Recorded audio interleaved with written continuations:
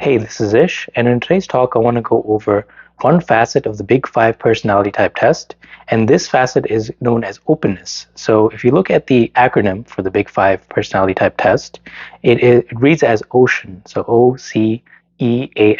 So, the first letter is O, and that stands for openness, and I'll be talking to you a bit more about that. So, specifically, some characteristics of if you are low in openness and how does that manifest in your behaviors, what happens if you're medium in openness and what happens if you're really high in openness. And then I'll be going over what to look for career wise if you are either high or low in openness, how people who are very high in openness behave in relationships compared to very low in openness. And then from there, I'll be going over what careers are perfect for people who are really high in openness compared to very low in openness, how people behave in relationships and friendships if they're very high in openness compared to very low, and then I'll also be going over overall lifestyle choices and different patterns you'll notice in people that are either very high or low in openness. So this talk is just very specifically on the one facet known as openness in the Big Five personality type test. But if you want a brief rundown or overview of the Big Five personality type test, you can watch my other talk on it.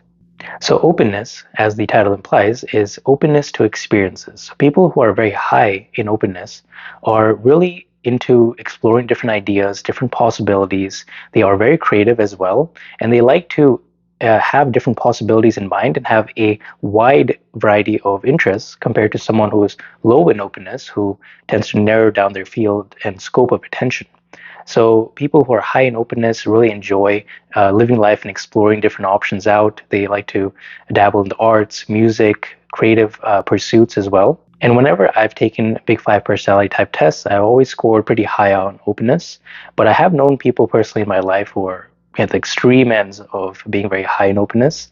And this is where you'll see that lifestyle where they travel so often. They're like in a new city every single month or every single week, and they're constantly just on the go, exploring different towns and cities and exploring different things to do.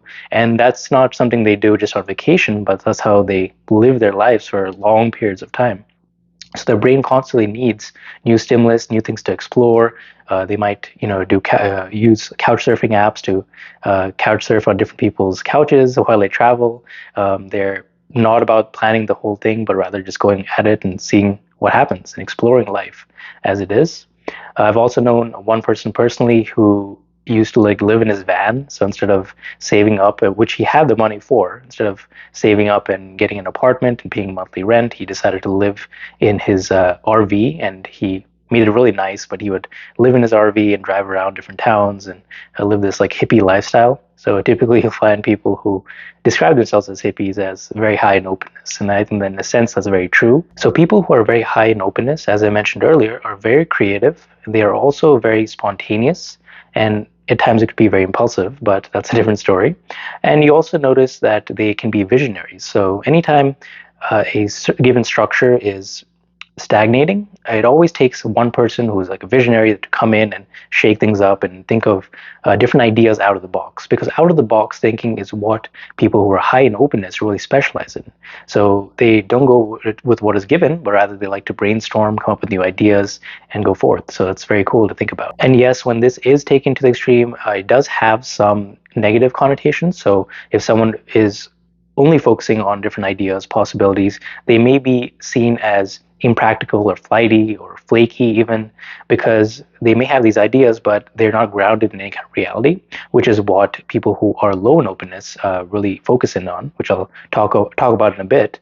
But you can start to see how this artist type, which we all love and admire, they may also become very impractical and just don't have any backing behind their ideas. And this is where you have a lot of people fail in that regard. So it is finding that balance, if you are highly creative, to take some time to also think about how you can ground yourself as well. Now, people who are low in openness, they have more narrow interests compared to people who are very high in openness, who are exploring different possibilities. People who are low in openness like to do what they already know, and they like to follow a predictable routine, and this routine gives them comfort and safety as well. So they're big on conserving energy rather than expending it and trying different things and getting exhausted. For them, their mindset is, how can I conserve energy and how can I preserve what I already have and enjoy the things that I already like doing. So this is where you can see people who are low in openness have a good sense of self because they know what they like and it's very narrowed down. But this can also come at a cost because they can be seen as very rigid.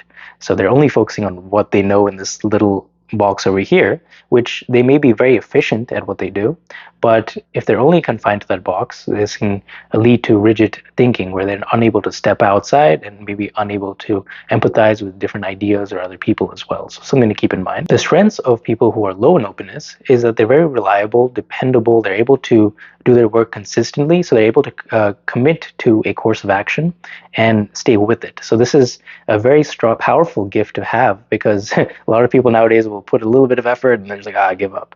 But people who are low in openness will stick to the same routine, and over time those results will add up. So although they may not have like a go big or go home mentality like a lot of people who are high in openness have because they're just going with the moment at the time, people who are low in openness will put in the steady effort and continue with that over time. And now there are also people who are in between this spectrum of being very low in openness and very high in openness. And unlike the Myers-Briggs test, which I talk about a lot on this channel, with the Big Five personality type test, it's graded upon a spectrum. So you can be 49% open or 70% open, and that gives you a slightly different result. So if you're somewhere in the middle of this curve, you are both open-minded, so you're able to try new ideas and innovate when needed, but also stick to routine and what is comfortable and familiar. So you have the best of both worlds and possibly the worst of both problems, something to keep in mind. But this is a pretty much balanced view. And just observationally, I've noticed people who are somewhere in the middle of openness are pretty balanced, in my opinion, in terms of how they manifest their behaviors. So you'll notice they may have a job that they do pretty well consistently day in and day out, but every once in a while they'll try to innovate something else. Or if concerning their social life, they may not go out every single day and try new things like someone who's very high in openness, or maybe not even leave their house like a person with very low in openness would do. But they're somewhere in between where they'll try to stick to their same routine, and then maybe every once in a while they'll break out. So like I mentioned, with this there are also pros and cons, because maybe you're not committing to something all the way, and at the same time you are probably not staying with something all the way like someone who's lower in openness would be. So you have the pros and cons for both. Now when it comes down to career, this is very interesting because this is something that I've personally went through throughout my journey, trying out different careers. Being very high in openness, for whatever reason, I took some jobs that are very low in openness that a lot of people would like. And then I've also done things that are very creative and things that are all over the place too. So I had a good experience and a lot of life experience trying out different careers to see if it was a good fit for me. And in similar fashion to a lot of people who are very high in openness, I've had a lot of different jobs just because I wanted to try new things. So one thing that people who are high in openness look for is novelty and change. So if you have a routine job that you're just repeating over and over again, and there's no change in that aspect, a person who is high in openness will feel restless and bored. So they want to get up and do something, right? And they want to change things up. So this is why you should, if you're high in openness, it would be beneficial for you to try a career or field where they give you more room to explore and everything is a bit new. So this could be a job such as acting or writing or making videos like I am, and some kind of skill or profession where things are constantly changing, or at least you have the control or ability to change. And yes, maybe the fields that are very high in openness typically would not on paper perhaps pay as much as the other jobs that are more consistent and stable, but you can also find a high level of openness in any kind of job. So one thing I've noticed personally is in my day-to-day job, my day job as a recruiter, I staff people for different jobs. Now, when I was working in a very corporate type of environment where you were expected to do a meeting every morning, and then they track your progress every day, and like you have certain metrics, and you're kind of doing the same thing over and over again, and you have a meeting at this time and then another meeting in 2 hours, and everything kind of repeats. Your day just repeats over and over again. Well, I didn't find myself being very satisfied in that job just because I'm very high in openness. So maybe someone who's very low in openness would like that, but I personally didn't.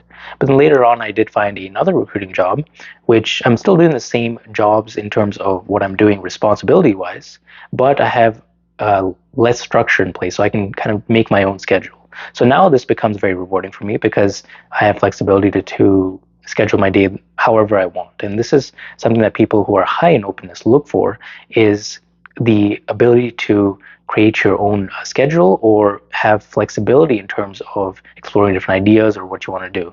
So, if I want to get up at 8 a.m. and go for a walk, I could do that. Or if I want to, take a quick break to go make tea or maybe make a drawing or make a video, I could do that during my day. Whereas, if I was, in office in that corporate type of environment at my last job, I probably wouldn't be able to do that. So this particular job I have allows me to do that. So even if you are in a certain field which isn't open on paper, you can still find the right particular company or the right position which allows you that flexibility. Now, if you're very low in openness, you would be looking for something that has a consistent routine and you're repeating that over and over again. So, obvious example would be like an accountant or doing admin work, or HR. So, you're doing a lot of paperwork, repeating things over and again, and your day doesn't really like change a lot. So, you're not like a club promoter or something where you're just promoting a different event or you're traveling around, or being a pilot where you're going to different cities every week. Your routine is a bit more consistent, more, um, you know what you're getting into every morning that you wake up. And this actually provides a huge feeling of relief for people who are low in openness. So this is great. They have their routine, they do it every day, and then once they're done, they'll go back and do other things too. So you want to find whatever it is for you where you can replicate the same things over and over again if you're low in openness and you know what your day is like. So if you have a lot of unknowns, that actually causes a bit of panic and stress for people who are low in openness, but also for people who are high in openness. So in terms of relationships, what I find is that people who are high in openness behave a bit differently or approach dating a bit differently compared to people who are low in openness. So someone who is very high in openness, there's grass is always greener. They're always looking at new opportunities. They're could be described as serial daters. They go from one relationship to the next. A lot of casual opportunities, a bit more, because they're open to new experiences. So they want to experience new partners, new lifestyles. They want to explore just different cities, maybe just traveling around. There's different types of people that they would be attracted to, and they want to go check that out. There's a lot out there. So we have billions of people in the world, so the world is their playground. So I typically find people who are very high in openness are very happy to explore and see what they like. And once they do find a relationship, they will always bring that excitement. So it's never boring with them because there are new ideas, different places you can go to. So this is something I resonate a bit with more because I'm very high in openness. So I'm always looking at new opportunities. Oh, I can do this. I can, date this person. So my mind is always like kind of going in different directions. And this is a plus and a con. So in the pros, it's very exciting because I can explore more, see what I like, and really refine what I'm looking for. And then the con is, I'm all over the place. So sometimes people want consistency, and that's not good either. So I also find that people who are high in openness are also more open to alternative lifestyles, so as far as dating. So they could be interested in the poly community, so dating other people, or in terms of like the bedroom, they're into more freakier things, and I'll leave it at that. So they're always open for exploration in all aspects in the relationship. And you can never say that a relationship with someone who is very high in openness gets boring. Now, someone who is low in openness is someone who knows what they want in a relationship. They'll go for it, and once they're there, they'll kind of stay put. And they're very dependable, loyal. You won't really worry that they're just constantly looking at new things or trying new possibilities out or maybe cheat on you. I mean, of course, everyone has a potential to cheat, but with people who are low in openness, they don't have that grass is greener mentality. So they're able to stay with things a bit longer. And as far as the long-term relationship, it may at times be boring or stale because they're very into their routine. So these are people who are very low in openness. So they like to do their routines every single day. So they might go to a date spot that they always go to. And, if you like Chinese food, it's Chinese food every Friday or whatever the case is. So there might be some kind of friction there in case it gets a bit stale. So that's one thing to keep in mind if you're very low in openness. But on the plus side, people who are very low in openness are also very loyal. They like to be very dependable and be very consistent in their relationships. So no ups and downs, and exploring all over the place. Now, as far as friends, so people who are high in openness tend to be very exciting, and they like to explore different possibilities. They're like, "Ooh, I can do this." And I had a friend like that in high school. We were very close, and he would always suggest different ideas. We can go to like a road trip on a random Tuesday while we're in school. He was like, "Yeah, let's do it. Let's go to this new place. Let's just drop our things and drive 4 hours to the next state over and do something fun." So it's always very fun with people who are high in openness, and they are very interesting to keep things interesting. But at times they can also be very flaky, which can be frustrating at times. And people who are high in openness typically will have a lot of different friends from different groups because they're constantly exploring different ideas. So they may have a friend group from a dance class, and then one from an art class, and then one from sports, and they just have a whole mesh of things. Whereas someone who's lower in openness will move at a slower pace. They will have fewer friends from different groups, so they'll have more friends from a smaller group of interests because their niche is a bit smaller, and they'll tend to keep that long lasting. So people who are higher in openness will tend to go through different friend groups just because they're exploring, at least in that phase, and they may slow down a bit. But people who are lower in openness will tend to have a friend group long lasting, so they'll stay with them over time. Now, in terms of lifestyle overall, so what you'll find is that if someone is very high in openness, but they're also low in conscientiousness, and this is another trait I'll talk about in a future talk. Conscientiousness is basically how organized and detailed you are and work oriented. So someone who's very low in that and very high in openness is kind of like the scatterbrained person who is just like all over the place, who has a lot of ideas but is unable to execute upon that. So that's me. So they can be described as slackers at times. And then someone who is very low in openness but very high in conscientiousness is someone who sticks to routine and they're able to be very efficient at what they do. So my dad is very similar to this, where he likes to stick to the routine and he'll do it every day. He's very efficient at what he does and is very detail oriented. Now, if you are very open minded and also very conscientious, what that will mean is that you'll have a lot of ideas. You're like the innovator and entrepreneur. You have all these ideas, but you're also able to back it up and do the work necessary and be very on top of things as well. Now, if you're low in openness and also low in conscientiousness as well, you're kind of just this I want to say boring person, but don't think it as a bad way. But you like your routine, not rock the boat too much, and just lead a very simple life. And the pros to that is you're able to be very happy with little and just really be fine with that and be fine with your small interests because that gives you joy. So that also, there's a lot of merit to that as well. So I hope you like this talk. And in the next talk, I'll be going over the next letter in the acronym OCEAN, so OCEAN. And so this talk, we went over openness, which is O, and the next letter is C, which is conscientiousness. So we briefly talked about conscientiousness in this talk, but I'll be going over that more in detail in the next one. So I'll be, again, talking about people who are very high in conscientiousness compared to low, and then also how their behaviors will manifest in their personality and how they appear in their lifestyle choices, also what careers will suit them, friendships, relationships, and so on. So again, thank you again for watching this, and please stay tuned for the next talk in this series.